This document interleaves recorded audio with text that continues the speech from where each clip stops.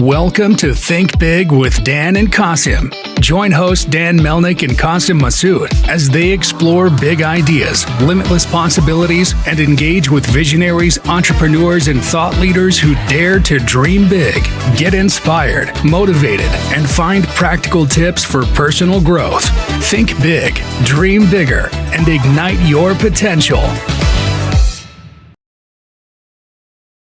Welcome to Think Big with Dan and Qasim. If you want to go ahead and introduce yourself, tell us where you live and what you do. Well, first of all, thanks for having me, Dan. And I'm Natasha Mena. I live in Athens, Greece. And I'm the founder of a footwear company called Rokhz. And we make grounding sandals with healing crystals.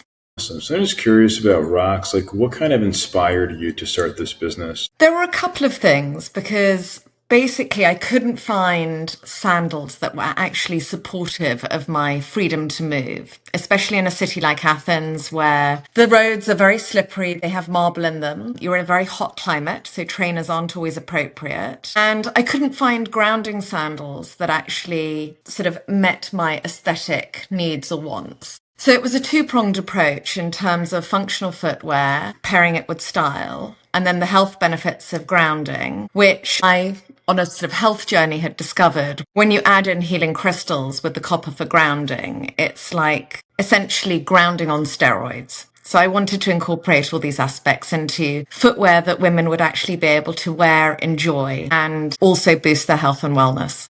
So in terms of actually going and making the shoes, obviously it's one thing to kind of have the idea, but to actually go and make it and sell it is a whole different thing and sort of business. So what kind of process did you have to actually go and create this product? I have to say, probably it was ignorance and naivety that led me to act upon the idea without any knowledge of the footwear industry, really, or what it took to be an entrepreneur. But I felt strongly enough that this was an idea that would benefit women like myself, and I knew there were plenty out there who simply couldn't find what they were looking for in terms of footwear options. So from that basis of, as I say, naivety and ignorance, I set about cold calling manufacturers with my crazy idea of how I was going to basically disrupt the footwear industry. As you can imagine, I had a lot of doors slammed in my face. I was told I was nuts and insane and nobody made shoes in this way for a reason. And for whatever reason, I was undeterred by all of those doors that closed because I just believed that at least one would open, which is exactly what happened after about 6 months of cold calling. Somebody answered one of my emails and actually, in all honesty, there was an element of deception. I didn't give him at this point the full idea, but he accepted the challenge. And as we progressed through the process, I then revealed that we were going to attach healing crystals by hand and hand make copper rivets to insert in these shoes. And I think he was just too invested in the project to, at that point, back out. But he did tell me ex post that he wished he could have walked away from it several times. So did you find a manufacturer locally in Greece or somewhere else in Europe or somewhere else in the world? Where is that partner that you found to help actually make these products? So in the end, I actually found a partner in Spain. I'm half Spanish. I'm married to a Greek, which is why I'm based in Athens. Yeah, it's the idea behind Rokhz is celebrating the ancient Greek tradition of, sandals and footwear, paired with the artisanship and craftsmanship that has a history in Spain, particularly in southern Spain, where I come from. That's awesome. So is this product more of a product for people in Spain and in certain parts of Europe, or do you view it as a product for people that can purchase here in the US? Who is the kind of ideal customer for the product? The ideal customer is any woman who enjoys luxury, but actually wants their luxury to be functional. So it's an accessible luxury product. We hand make shoes with all the attention to detail that you would expect of the big brand luxury designers. And in fact, I think we put more attention and artisanship into our sandals, like I say, because we have an individual called Simon who is literally attaching individual crystals onto sandals, which, as far as I'm aware, there's only one other company in the world doing it. But our customer is a woman who has probably given up on wearing uncomfortable shoes, but she still wants to move around and look stylish. She's not somebody who will follow the trends. She's quite an individual. She's a vibe setter. She's a trailblazer, very individualistic. And whether these are shoes that she wears in her everyday life because the climate in which she lives actually allows her to wear them, or these are shoes that she wants to take on holiday, but she doesn't want to pack 6 or 7 pairs of shoes. She wants a pair of sandals that she can go for a hike in, go to the beach, go for dinner, dance in.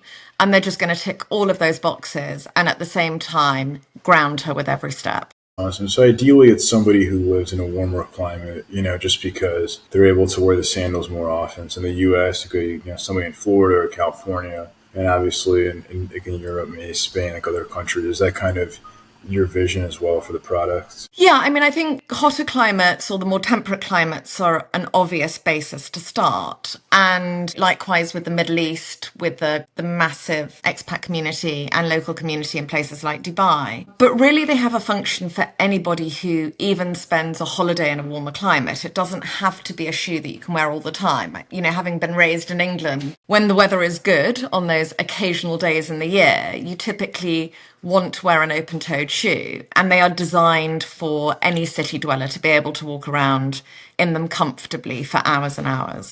For sure. And then I'm curious more about the crystals. So is that more of like a functional benefit there, or is it more of like a fashion accessory, like on the sandals? Well, it's two-pronged. Of course, they turn the shoes into foot jewelry, essentially, and they make each pair totally unique and and individual. But the reason actually came because I was suffering from chronic pain following a traumatic knee injury, and having tried absolutely everything that was, available allopathically, I decided to go down the holistic route, which is why I put in place a daily grounding practice. And I was fortunate enough to find exposed quartz bedrock near my home in Athens. So once I discovered this area with the quartz coming out, I just started placing my feet on it. And the results were extraordinary. My chronic pain alleviated. I was then able to properly recover and recuperate from the injury that I had suffered. And that really ignited this passion to pair the grounding with the crystals, because not everybody's going to find quartz and bedrock close to their home. We use crystals all the time, whether it's our jewelry or perhaps we have them around our home or for other spiritual practices. And there are other footwear manufacturers using plastic crystals on their shoes. But because quartz in particular, most of the crystals I use are quartz-based, quartz has a function in the modern world. All our modern tech runs on quartz. The devices we're using today, our watches, our iPads, our phones, they all have quartz crystals in them. Why? Because quartz has a piezoelectric effect. It creates a steady frequency. It's very well known in the tech community, which always makes me laugh when people call me woo-woo. And I'm like, actually, there's some pretty solid science in there, which is why tech companies love quartz. So I wanted to bring this ancient technology to modern footwear, whilst also appreciating why we should have that connection with the earth, because the earth also creates an electromagnetic field. So by connecting with the earth, you are receiving free electrons that has a negative charge into your body,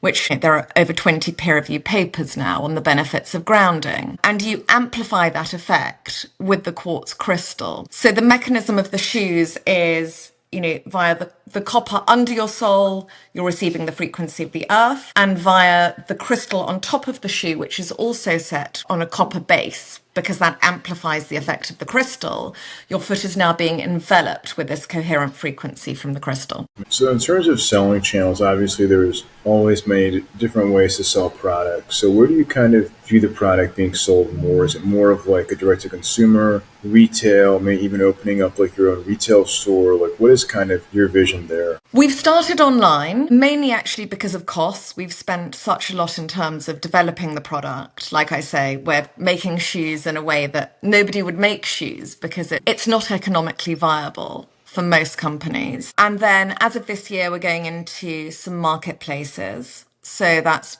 people like Wolf and Badger. There's a luxury sustainable department store that's starting in the UK called Love Brick and Green, which we're one of their founding brands. And we're also starting with some physical locations in Ibiza, first of all. And then we're hoping to also be part of some locations here in Athens. But it's finding as with any disruptive product, it's about finding the right partners and also managing effectively the tiny budgets that startups like we have. For sure. And then in terms of, having this product in stores, do you think that adds value? That way people can try it on? Like, do you get pushback maybe from people online? They're like, oh, well, I'm not sure how this will feel. Because obviously it's like one thing to run an ad and show somebody or make a post about it, but to actually, get somebody to go in the store and try on that, kind of get that feeling. So I'm curious about that. It's a very good point. So, we have a 100% success rate if people are able to try on the shoes in terms of purchasing. So physical locations do work. Sadly, they work because no matter how much you try to explain to somebody the benefits of the shoe, the comfort, the fact they're not going to have to break it in, most people are skeptical simply because the footwear industry has sold largely unfit for purpose footwear, which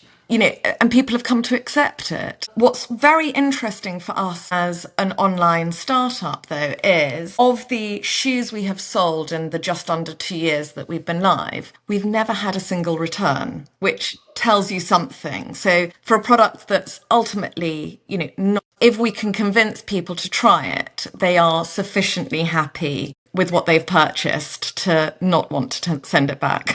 For sure. And in terms of like other SKUs, like do you like think about making SKUs for men at all? Or are you like really just focused on?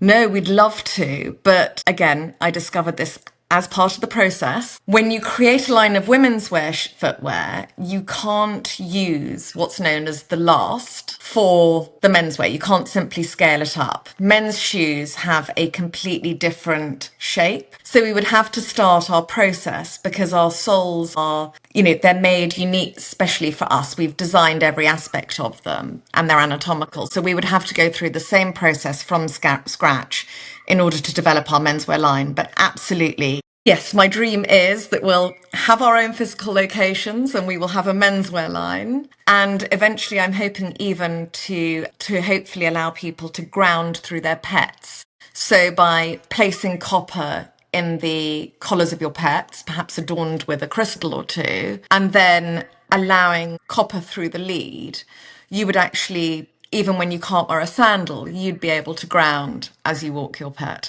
That's awesome. No, that's a super fascinating vision. In terms of your goals, right? Obviously, we just started Q2 here of 2025. So what are some of your biggest goals for the rest of this year? What I would absolutely love for this year is we're going to launch our new collection in May, for that to be very well received, ideally for it to sell out. And then also to basically gain more momentum in terms of our partners worldwide. And in 2026, be able to launch Rokhz both physically and online in more jurisdictions and locations. So if you could go back in time to before you started this business about 2 years ago, what is the one biggest piece of advice that you wish you knew? I wish I had understood marketing and advertising and how absolutely crucial they are in terms of developing and growing a business. I think, like most founders, you have a brilliant idea, you execute upon it, and you expect to be able to release it into the world.